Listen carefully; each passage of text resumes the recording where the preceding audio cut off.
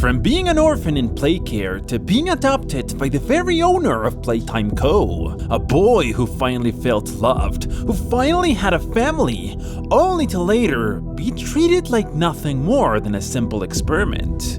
The prototype isn't that different from the other experiments we see in Poppy Playtime, but what made him stand out was his story and the dark connection he had with Poppy herself and with the owner, Elliot Ludwig. And with everything we've seen from Chapter 1 through Chapter 5, we can finally understand the prototype for what he truly is. The monster that Playtime Co itself created. When you play through all the chapters, you simply perceive the prototype as a highly intelligent experiment who eventually came up with the idea to rebel and take control of the entire factory. But that's not how it really went down. You could even say the prototype wasn't to blame for everything bad we've seen.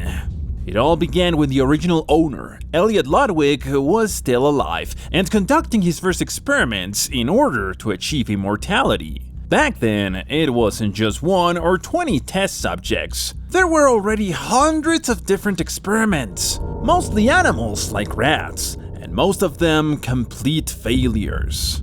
Elliot had to be cold. He couldn't afford to show empathy toward the children who were being used as test subjects. But there was one who stood out above all the rest. This boy was far more intelligent than the others. He had natural leadership traits and a presence in which Elliot saw a reflection of himself. That's when he decided to adopt him.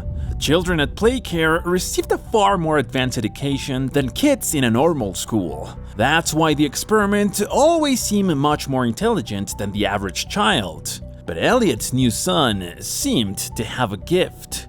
He was smarter than anyone else. Yet, that didn't mean he was antisocial. He had several friends in the orphanage, including some who became his closest friends. Among them was Theodore, the boy who would later be transformed into Catnap. He also got along very well with Elliot Ludwig's biological daughter, Poppy, until one day tragedy struck. Elliot's daughter died, or at least that's what people believe. Some think Elliot carried out these experiments to find a way to save his daughter, who may have had a terminal illness like cancer. Others believe he was simply chasing immortality, and some say he was just insane. So, it's possible that her death was nothing more than a cover-up to avoid legal trouble after transferring his daughter's consciousness into a toy. Elliot's daughter was in critical condition, and he needed to make absolutely sure the experiment would succeed.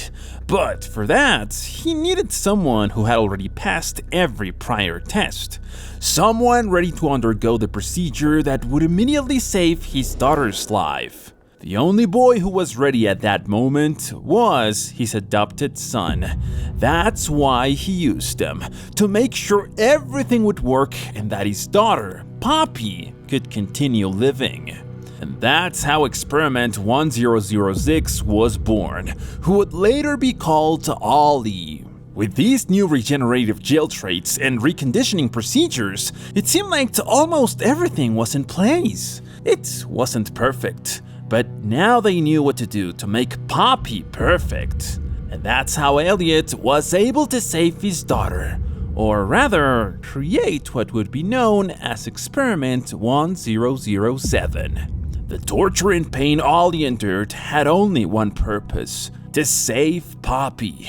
It was never out of genuine love from Elliot. That's why Ollie began to question whether he was truly loved or if he had only ever been used. While Experiment 1007 had been deemed a success, Ollie started feeling rejected and ignored as all the attention shifted toward Poppy. This was always about her. What do you mean? No, Ollie. It was never about me. Never about my better place. It was for her. She's all you talk about. Oh, my boy. You don't get to call me that. Ollie's gone and I'm a test run. The prototype. When you get her back, you'll pick up a hammer just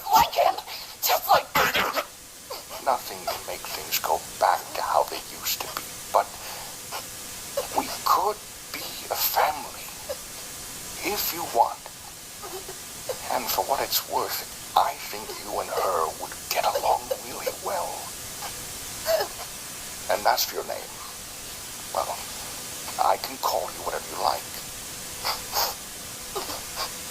It's believed that eventually the two of them were introduced, and they actually continued getting along very well. That's why in Chapter 3, Poppy places so much trust in Ollie. But these actions and the horrifying experiments carried out at Playtime Co. slowly began to change the perspective of Experiment 1006. The love he had for his father, Elliot, made him believe that the conditioning they were subjected to, the suffering they endured, and the macabre idea of living forever were all justified. But here's something very important. Why does 1006 see things this way while Poppy sees them differently? Poppy was a girl who actually had a normal life outside the factory. She had her mother, she possibly attended a private school, she went on trips, had relatives, an actual life beyond those walls. Meanwhile, the prototype was left orphaned and then taken straight into play care, without any real example of what a family truly is or what empathy for others looks like. Then came the most tragic moment for both of them. Their father, Elliot, passed away. The second in command became Pierre, the head of innovation, who introduced even more twisted ideas to keep the factory running and prevent bankruptcy. Now it wasn't just about finding the secret to immortality. It was about turning it into a business and pushing it to completely extreme levels. Training sessions designed to make every experiment suffer, manipulation, surgeries, everything horrific you can imagine. Of course, this is when 1006 became completely furious. He believed he had to carry on his father's vision, and the only way to accomplish that was by eliminating every scientist, employee, and anyone else who could ruin that plan. Just think about this. In Chapter 2, when we enter Elliot Ludwig's office, it's one of the very few places that remains well preserved and carefully maintained. It looks like someone has been taking care of it, so it doesn't appear abandoned or deteriorated. If the prototype had hated Elliot Ludwig, he would have destroyed that office, or at the very least, let it rot over the years. This makes it clear that 1006 did care about his adoptive father. It said that, with the knowledge he gained from Elliot Ludwig, he was able to acquire parts from other experiments and gradually assemble different bodies. This is one of the reasons why people say 1006 was the almost perfect experiment. If we look at Poppy, she has her own natural voice that comes from within her, arguably from her own organs. She has hairs, eyes that look more organic, and she can even feel. Meanwhile, the prototype has voices that sound robotic, an eye that resembles an LED light. Overall, he gives off the impression of something unfinished. A clear example is his different voices. That's funny. You're the second person I've met today. who said that. At first, he had the voice assigned to him as Ollie, a possible speaker device that projected whatever he wanted to communicate as sound. Imagine something similar to the scientist Stephen Hawking.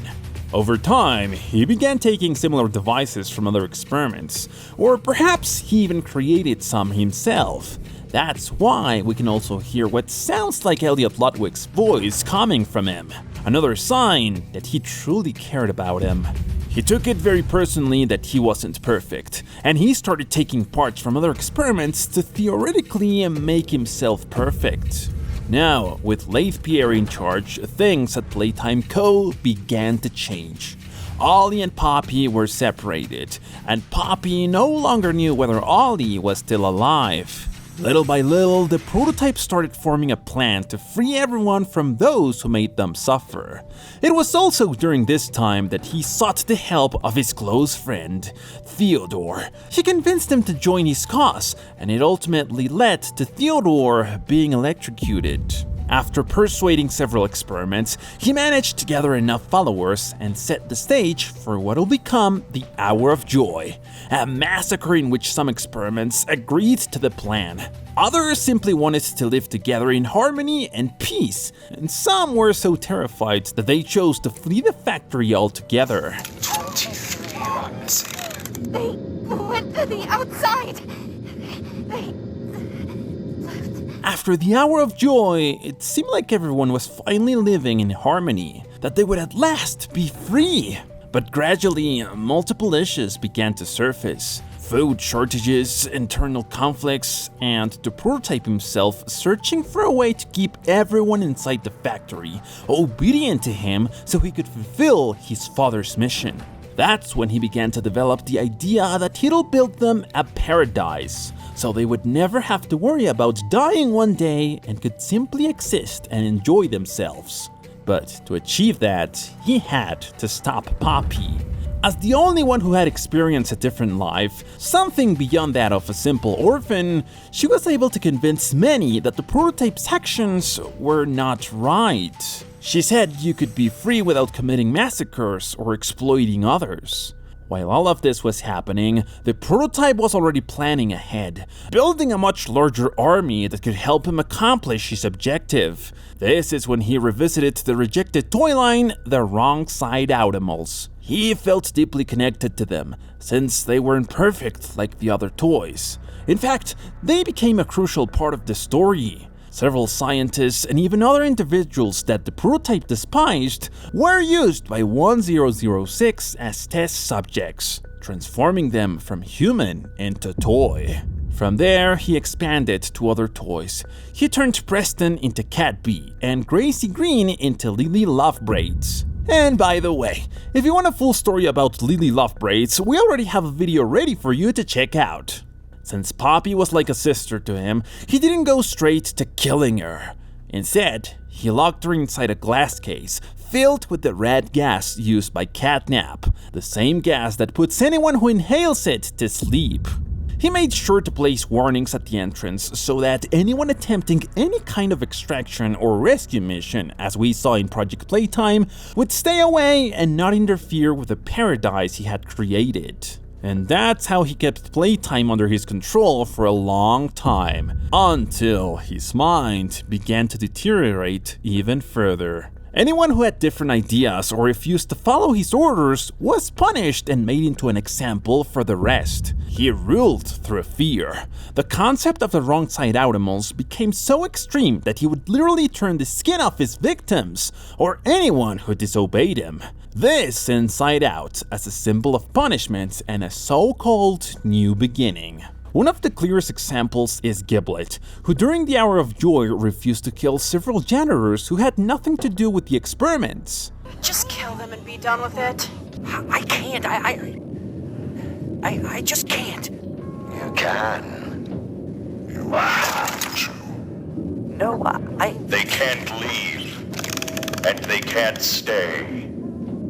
but I